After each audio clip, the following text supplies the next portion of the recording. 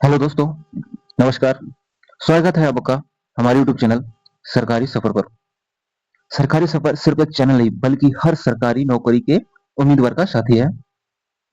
जैसा कि आप जानते हैं, वर्तमान में सरकारी नौकरी का फॉर्म लाखों बच्चे भरते हैं, लेकिन मंजिल तक वही पहुंच पाते हैं मंजिल तक वही पहुंच पाते हैं जो हर दिन अपने आप को एक बेहतर बनाते हैं। तो सपना आपका है, मेहनत आपकी रहेगी, साथ हमारा रहेगा।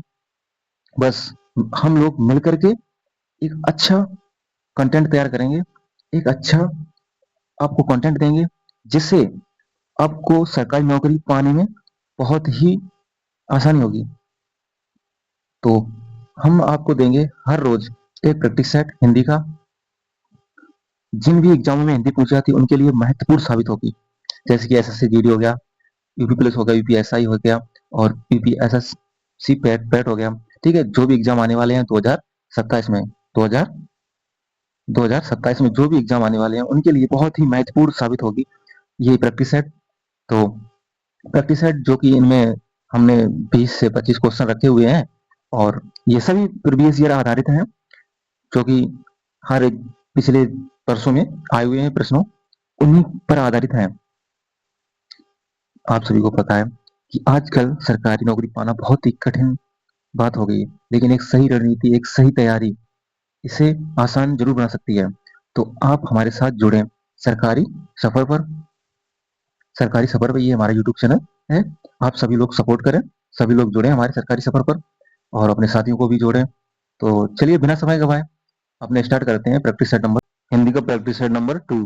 हिंदी का प्रैक्टिस सेट नंबर 2 जो कि सभी प्रीवियस ईयर एग्जाम में आया हुआ है क्वेश्चन, जिसमें 20 क्वेश्चन रहेंगे और 20 से 25 भी हो सकते हैं।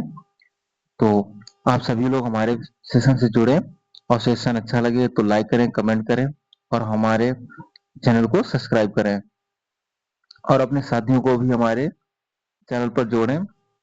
तो चलिए बिना समय गवाए स्टार्ट करते हैं अपना प्रैक्टिस सेट नंबर 2। पहुंचते हैं प्रश्न नंबर पहले पर।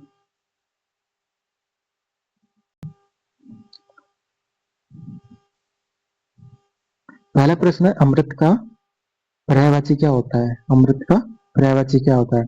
जल होता है, सुधा होता है, हवा होता है, अनिल होता है। तो जल के पर्यायवाची जैसे कि नीर हो गया, पानी हो गया, धोए हो गया, हवा का अनिल, वायु समिध, अग्नि का आग, ज्वाला, ये सब हो जाते हैं। तो इसका अमृत का पर्यायवाची सिर्फ होता है सुधा। क्या होता है? सुधा।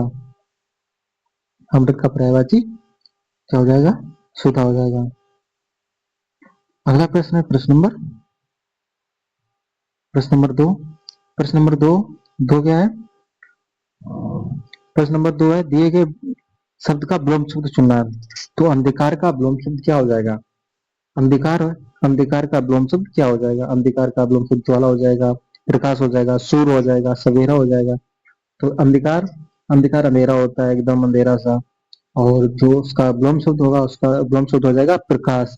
जैसे कि प्रकाश एकदम अजीब, उजाला सा हो जाना, उजाला सा हो जाना, प्रकाश। अगला प्रश्न प्रश्न नंबर 3। प्रश्न नंबर 3 में क्या है? आपको सही वर्तनी का शब्द चुनना है। तो आशीर्वाद को कैसा लिखा जाता है? एसएससी जीडी में हर एग्जाम में ही वर्तनी पूछी जाती है, तो वर्तनी का सही ज्ञान होना आवश्यक है। तो आशीर्वाद को कैसा लिखा जाता है इसमें बताना है। तो आशीर्वाद इसमें सबसे करेक्ट ऑप्शन कौन सा है? Option number B. कौन सा? Option number B. अगला प्रश्न है प्रश्न नंबर 4। रिक्त स्थान को भरने के लिए सबसे उपयुक्त शब्द का चयन करें। तो रिक्त वाक्य दिया गया है, मुझे बहुत क्लेश है कि मैं आपकी शादी में नहीं आ पाया। तो आपको इन ऑप्शनों से सटीक शब्द चुन करके इस देश के स्थान पर रखना है और वाक्य को पूरा करना है। तो क्या हो जाएगा? मुझे दुख है कि मैं आपकी शादी में, दुख, दुख तो नहीं होगा, शादी में दुख तो नहीं होगा। शोक, शोक भी नहीं होगा। ग्लानि, ग्लानि भी नहीं होगा। तो इसका सबसे सटीक आंसर क्या है? खेद है। हमें, मुझे बहुत खेद है कि मैं आपकी शादी में नहीं आ पाया। चलिए आगे बढ़ते हैं अपने क्वेश्चन नंबर 5 पर। क्वेश्चन नंबर 5 क्या है? घोड़े का बहुवचन क्या होगा? घोड़े का बहुवचन क्या होगा? तो आपको बहुवचन बताना है घोड़े का। घोड़ो हो जाएगा, घोड़े हो जाएगा, घोड़ियां हो जाएगा, घोड़े हो जाएगा। तो इसका सबसे राइट करेक्ट आंसर क्या हो जाएगा? Option number B. क्या हो जाएगा? ऑप्शन नंबर बी सबसे करेक्ट आंसर हो जाएगा, ऑप्शन नंबर बी। अगला प्रश्न है प्रश्न नंबर 6। प्रश्न नंबर 6 क्या है? प्रश्न नंबर 6 है, निम्नलिखित में से शब्द कौन सा शब्द तद्भव है? तो इन ऑप्शनों में से आपको बताना है तद्भव कौन सा है। सूर्य तद्भव है, अग्नि तद्भव है, या हाथ तद्भव है, या दूध तद्भव है। तो ये सूर्य तो तत्सम है, अग्नि भी तत्सम है, दूध भी तत्सम है।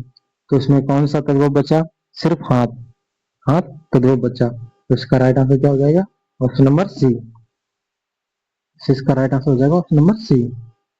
अगला प्रश्न है प्रश्न नंबर 7। प्रश्न नंबर 7 क्या है? गंगा का पर्यायवाची शब्द इनमें से कौन नहीं है?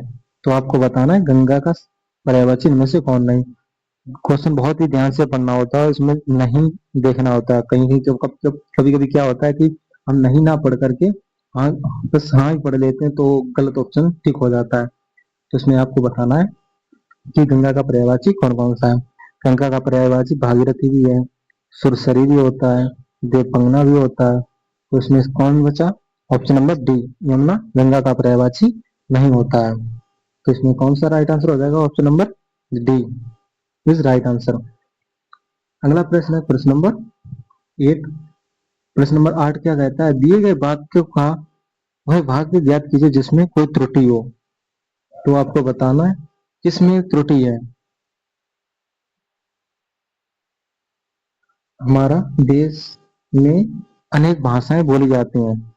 तो आपको इस वाक्य में कहाँ पर त्रुटि लग रही है? हमारा देश, हमारा देश में, हमारा देश में ना होकर के हमारे देश में, क्या हमारे देश में होना चाहिए था। तो इसमें कौन सा राइट आंसर हो जाएगा? ऑप्शन नंबर ए, यहाँ पर त्रुटि है। ऑप्शन नंबर ए में त्रुटि है। तो इसका राइट आंसर क्या है?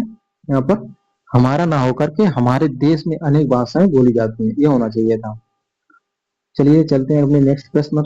नेक्स्ट प्रश्न नंबर है प्रश्न नंबर 9। सज्जन शब्द का संधि संधि विच्छेद क्या होगा? सज्जन शब्द का संधि विच्छेद क्या होगा? सद प्लस जन हो जाएगा, सत प्लस जन हो जाएगा, सद प्लस जन हो जाएगा, साध सर्ग वाला जन हो जाएगा। तो ये कौन सी संधि है? व्यंजन संधि है। तो इसमें सबसे सटीक आंसर क्या हो जाएगा? सत प्लस जन। क्या हो जाएगा? सत प्लस जन। B is right answer. अगला प्रश्न है प्रश्न नंबर 10। प्रश्न नंबर 10 है, जिसके आने की तिथि ज्ञात ना हो, जिसके आने की तिथि ज्ञात ना हो उससे क्या कहते हैं? तो ये वाक्यांश दिया है, इसका एक शब्द चुनना है वाक्यांश के लिए। एक शब्द, जिसकी आने की तिथि ज्ञात ना हो उसे क्या कहते हैं? उसे कहते हैं अतिथि। Option number A is right answer. क्या कहते हैं उसे? अतिथि। अगला प्रश्न है प्रश्न नंबर 11। प्रश्न नंबर 11 क्या कहता है? आकाश का विलोम शब्द क्या होगा? आकाश का विलोम शब्द क्या होगा? धरती होगा, पाताल होगा, गगन होगा, पावक होगा। तो धरती का तो आसमान हो जाता है, गगन का नभ हो जाता है, गगन का अंबर, गगन ही तो पर्यायवाची, गगन अंबर नभ व्योम। ठीक है। पावक, पावक का पानी हो जाएगा, पावक मतलब अग्नि होती है। तो इसका राइट आंसर क्या हो जाएगा? आकाश का पाताल विलोम शब्द। Right answer is B. अगला प्रश्न है प्रश्न नंबर 12। प्रश्न नंबर 12 क्या कहता है?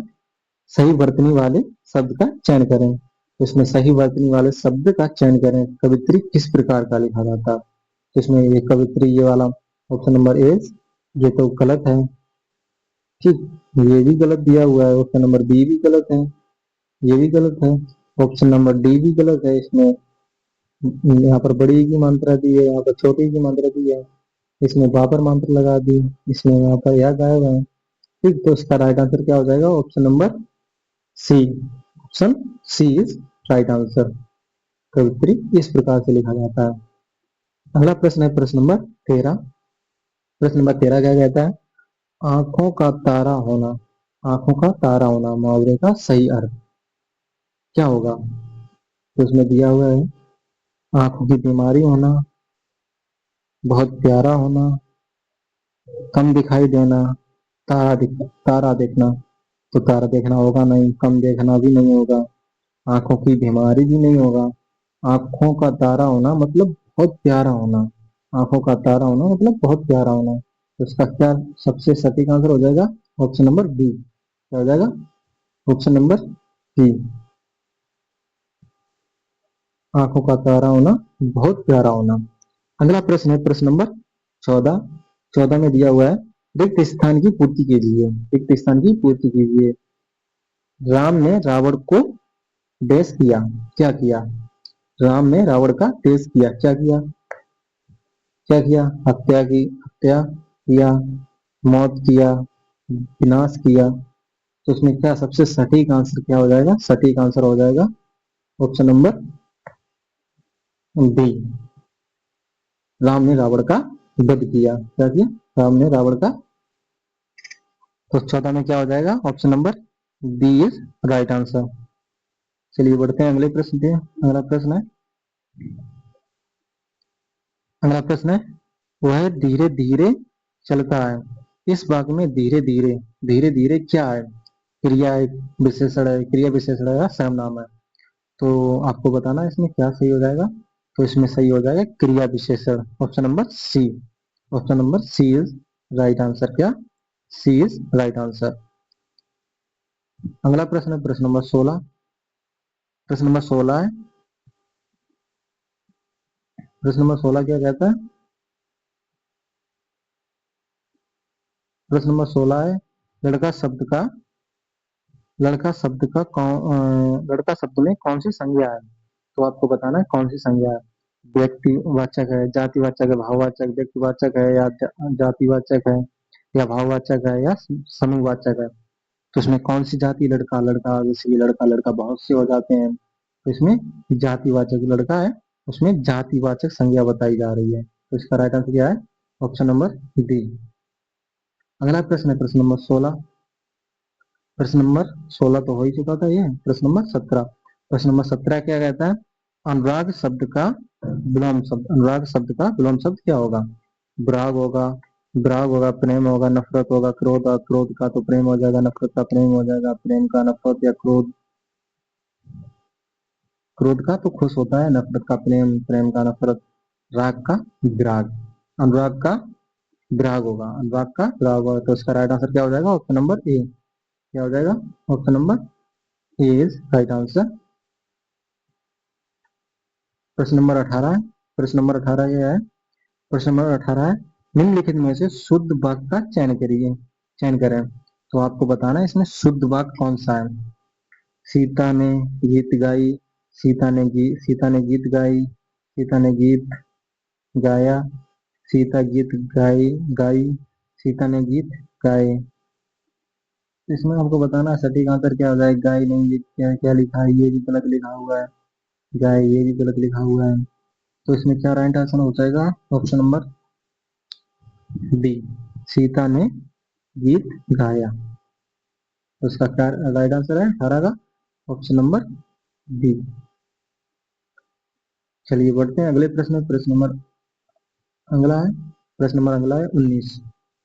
ये कुछ अभी 2026 में पूछे गए थे, जैसे कि पुलिस में जो पूछे जाते हैं ना, शब्दावली होती है, तो वही इसमें रखे हुए हैं। तो 3-4 क्वेश्चन उसके रखा करेंगे। तो 19 नंबर क्या कहता है? जब किसी अपराध को अदालत के आदेश पर पुलिस के देखरेख में थाने या लॉकअप में पूछताछ के लिए रखा जाता है, उस कानूनी शब्द को क्या कहते हैं? उसको क्या कहते हैं? जुडिशरी कस्टडी, न्यायिक हिरासत में या पुलिस रिमांड कस्टडी, पुलिस हिरासत में, नजरबंदी या वेल? तो इसमें क्या क्या कहते हैं? पुलिस रिमांड पे। जब किसी भी व्यक्ति को अदालत के आदेश पर पुलिस देखरेख में रखता है तो पुलिस कस्टडी में रखा जाता है, रिमांड में, पुलिस रिमांड पे रखा जाता है। तो इसका राइट आंसर क्या हो जाएगा? Option number B. Option number B is right answer. अगला प्रश्न है प्रश्न नंबर 20। प्रश्न नंबर 20 क्या है? प्रश्न नंबर 20 कहता है पुलिस प्रशासन में एफआईआर का पूर्ण रूप क्या होगा? फर्स्ट इंफॉर्मेशन रिपोर्ट, प्रथम सूचना रिपोर्ट होता है, या फॉर्मल इन्वेस्टिगेशन रिपोर्ट होता है, या फाइनल इंसिडेंट रिपोर्ट होता है, या फर्स्ट इंक्वायरी रिपोर्ट होता है? तो आपको बताना इसमें से कौन हो जाएगा सही आंसर। तो इसका सही आंसर हो जाएगा option number is a, right answer. First information report, प्राथमिक सूचना रिपोर्ट। तो ये थे हमारे 20 क्वेश्चन। तो बहुत ही छोटा सा सेशन है, 20 क्वेश्चन बहुत ही जल्दी कवर हो जाते ये था हमारा सेशन। आपको सेशन हमारा अच्छा लगा हो तो सेशन को लाइक करें, कमेंट करें, शेयर करें, अपने दोस्तों को भी हमारे सेशन से जोड़ें। तो जिन भाइयों ने हमारा चैनल सब्सक्राइब ना किया हो वो हमारे चैनल सब्सक्राइब करें और हमें सपोर्ट करें, जिससे हमें मोटिवेशन मिले और हम और भी बेहतर करने का प्रयास करते रहें। तो चलिए, थैंक यू, जय हिंद, जय भारत। मिलते हैं नेक्स्ट सेशन पर।